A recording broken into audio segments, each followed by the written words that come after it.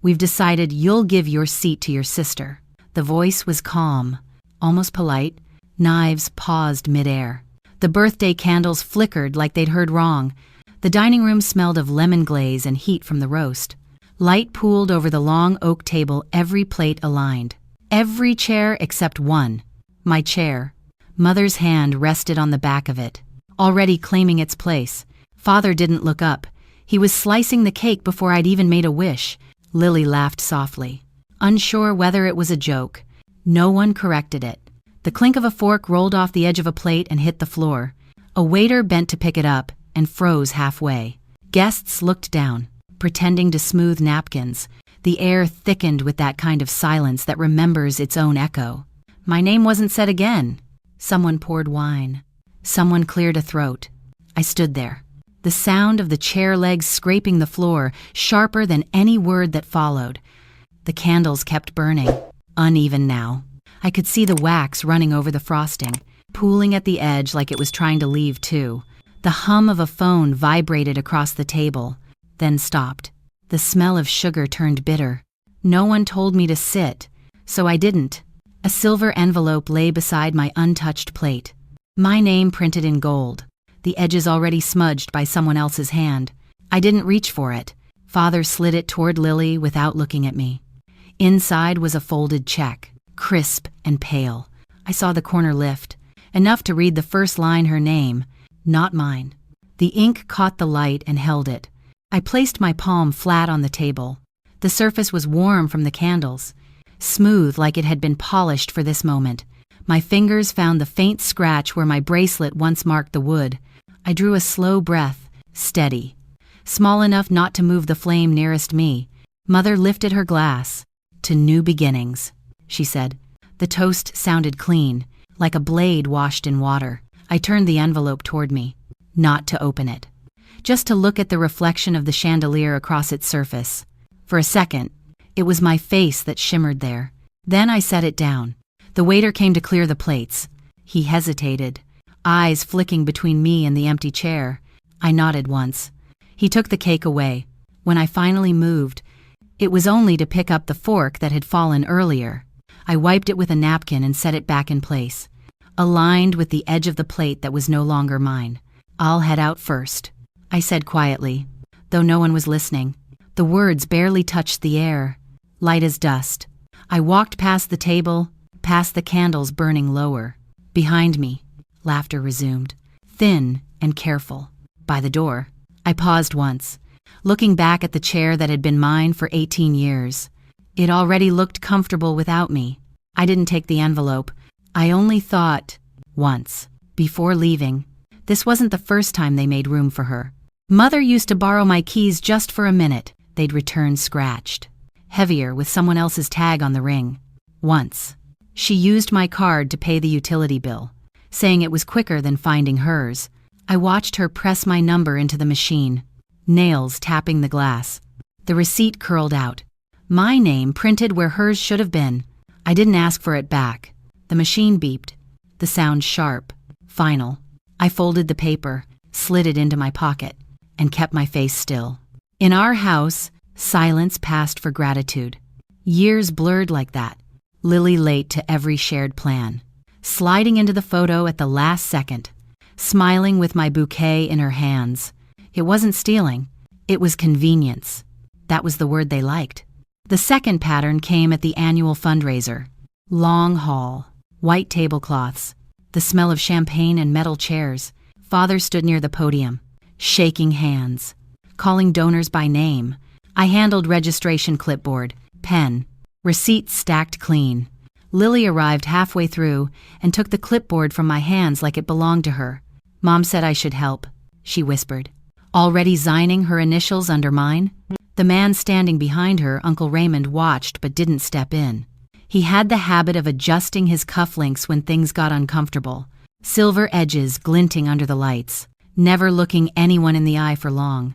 He turned slightly, pretending to read the donation board, his glasses catching my reflection. I wondered if he saw what he chose not to stop. When the guests applauded, Lily stood at the front beside Father, smiling for the photo. My name stayed on the clipboard, half covered by her hand. The flash went off. The sound cracked through the hall like a seal closing. Later, when they framed the photo for the office wall, only her signature was visible. The ink from mine had bled through the paper, faint, as if erased by time. I didn't say a word. The room smelled of flowers and burnt bulbs. I kept sorting the receipts, the pen rolling once, then stopping at the edge of the table. The message came on a Friday morning. Subject line, access changed. The family account where my college fund had once lived was now under Lily's name. I opened the email. Read the date, the signature, the line that said authorized by M. Langford. The screen light flickered across my hands, pale and still. Downstairs. The printer hummed. Paper slid out.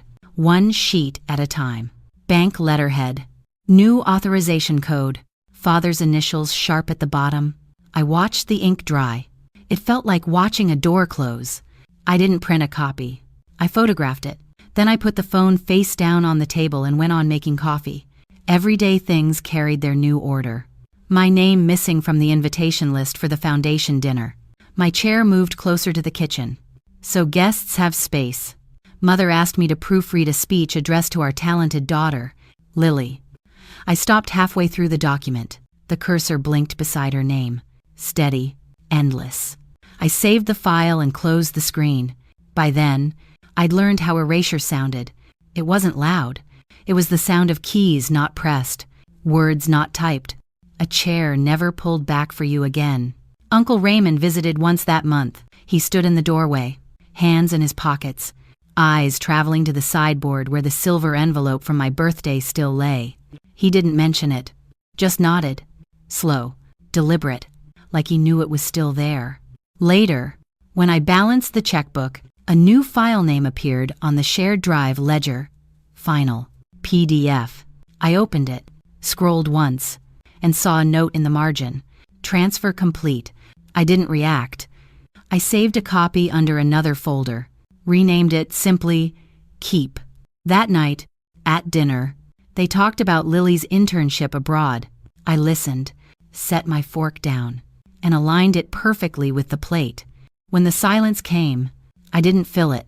I thought only this. I wouldn't ask for my seat again. Next time, I'd build the table. The house was quiet after midnight. The only sound came from the clock in the hall. Slow and certain. The air had that faint chill of rooms no longer lived in. Curtains half drawn. One light left on above the desk. I sat there, not thinking, just breathing in rhythm with the clock. The phone lay beside my hand, its black screen holding my reflection. My fingers rested on the corner, where the glass met the case. One tap and it would wake. But I didn't move yet. The silver envelope from my birthday sat on the shelf. Dust clung to its edges. The gold print had dulled to gray. I reached for it, opened it for the first time.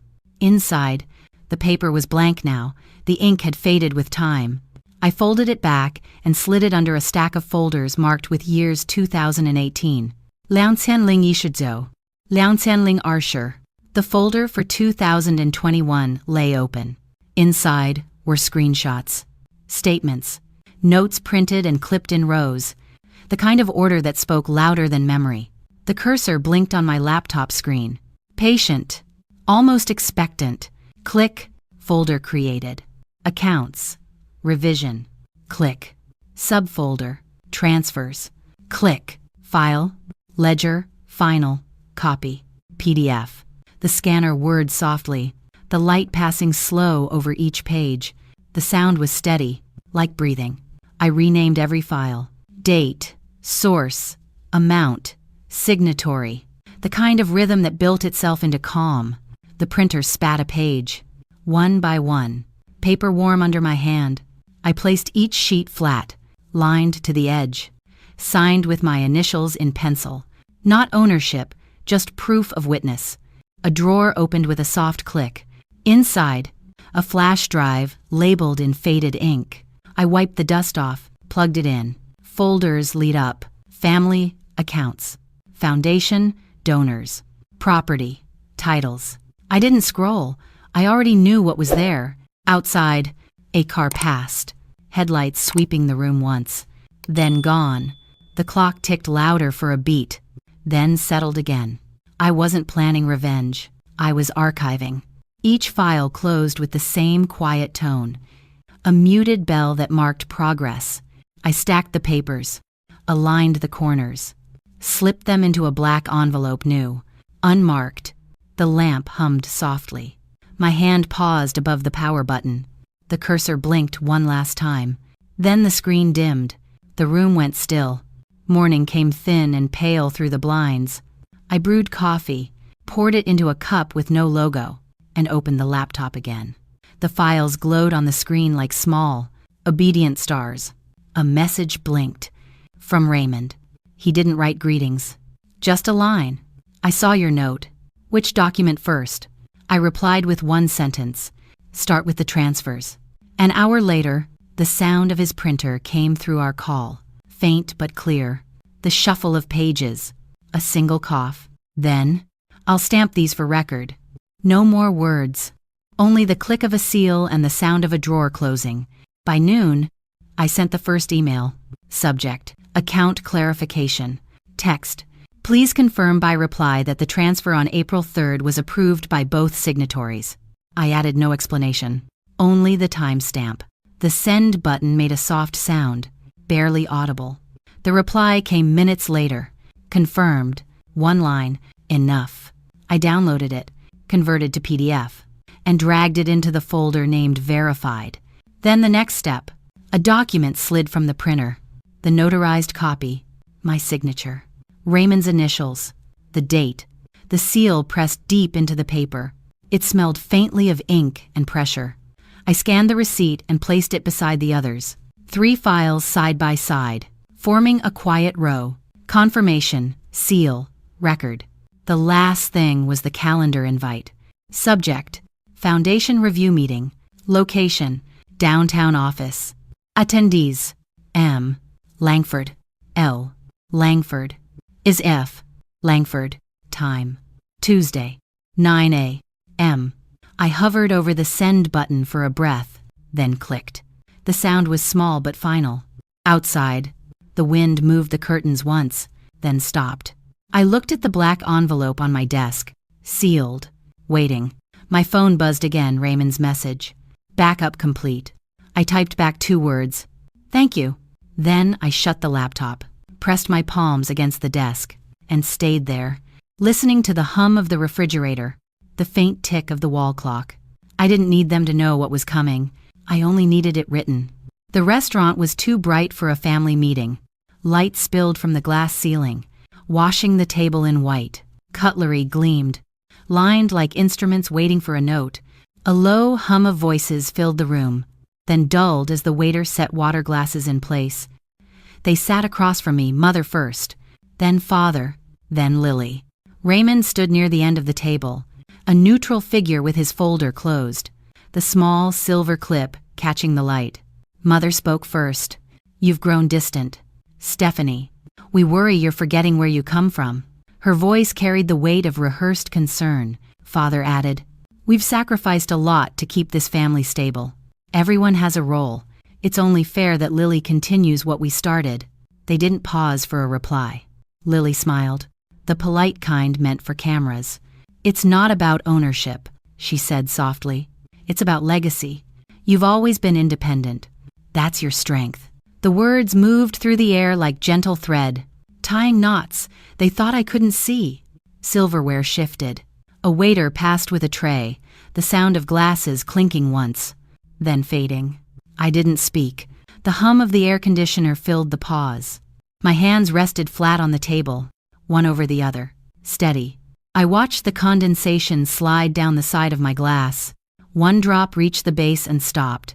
Lily's bracelet caught the light, same as the one I'd lost years ago. She twisted it while talking, her voice soft, still explaining duty, fairness, balance. The waiter refilled the glasses. His sleeve brushed my shoulder, and for a second the light above flickered. Raymond adjusted his cufflinks. His eyes met mine briefly. The same silent acknowledgement as before.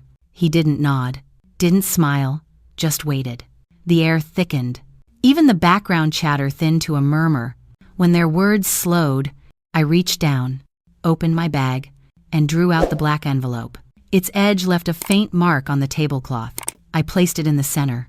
No sound, just the soft contact of paper meeting linen. Mother glanced at it, puzzled. "What's this?" I didn't answer.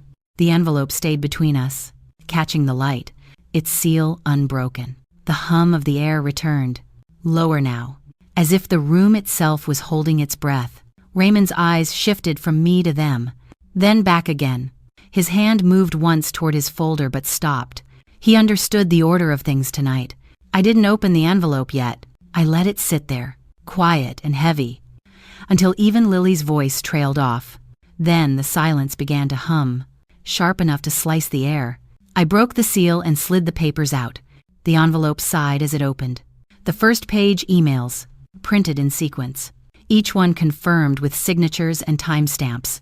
The rustle of paper sounded louder than the music playing through the restaurant speakers. Mother reached for her glass, missed the stem once before finding it. I turned to the second page bank transfer receipts, names, accounts.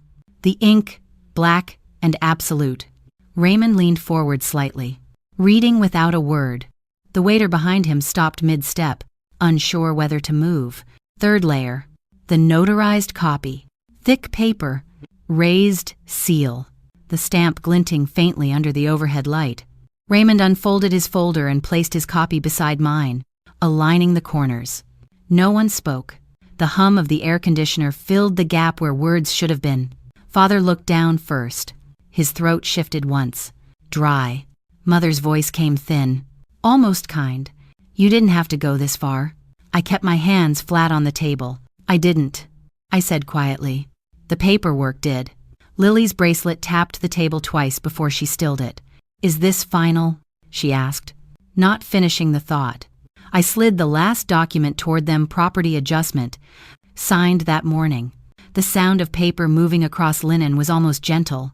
Raymond cleared his throat. "All filings verified," he said. Then he closed his folder. I gathered the rest of the papers, stacked them, and placed them back in the envelope. My tone didn't change when I said, "From this point, what's mine is separate. Permanently." The silence that followed wasn't heavy. It was clean. Across the table, Mother's hand hovered over the documents but didn't touch. Father leaned back, the leather seat sighing beneath him. Lily looked down at her bracelet, the light slipping away from it. The waiter approached, hesitant, to refill the glasses. None of us stopped him. I left the envelope where it lay, between the forks and the empty bread plate. When I stood, the chair legs barely made a sound. "Everything's in order now," I said, my voice steady, almost even. I walked out through the glass doors. Behind me, they didn't call my name. The next morning broke soft and colorless. Lights stretched across the apartment floor, thin as gauze. The kettle clicked once before the low hiss began. Steam drifted upward, curling around the edge of the window. I didn't turn on the radio. The hum of the city below was enough. Distant traffic, the slow whine of an elevator, the quiet sigh of pipes warming through the walls. On the table, the black envelope sat open. The papers had been removed, the seal discarded. Only the empty shell remained, edges flattened from use. I poured coffee, set the cup down without coasters, and stood by the window. A single pigeon walked along the ledge outside, pausing every few steps as if counting. My phone lay face up this time. Screen dark, no notifications. I left it there. The air smelled of toast and paper and something new space. I moved the chair closer to the window, the one I'd kept since college. The fabric was frayed at the corners, but the legs were steady. I sat. The city light touched the rim of my cup and stayed. No sound but the kettle cooling. In the group chat, no one mentioned the meeting. Still, replies came quicker, now short, polite, efficient. Even Lily's messages arrived on time, stripped of decoration, clean sentences that asked nothing. I printed a new set of documents that morning. Not legal ones, client reports, invoice. Small things that kept the rhythm of a normal week. The printer hummed steady. The paper smelled dry and familiar. By noon, sunlight had shifted across the floor. I opened the window a little wider. Air moved through the curtains, touching the stack of envelopes waiting on the desk. One fluttered, then settled. I watered the plant near the sill, its leaves coated with fine dust. Drops rolled down the stems, catching light before disappearing into the soil. For a while, I just stood there, listening to the faint sound of shoes on the street below, a door closing somewhere far away. Hoara, leaving a table is also a way to stay whole. I kept the window open, and the air stayed still.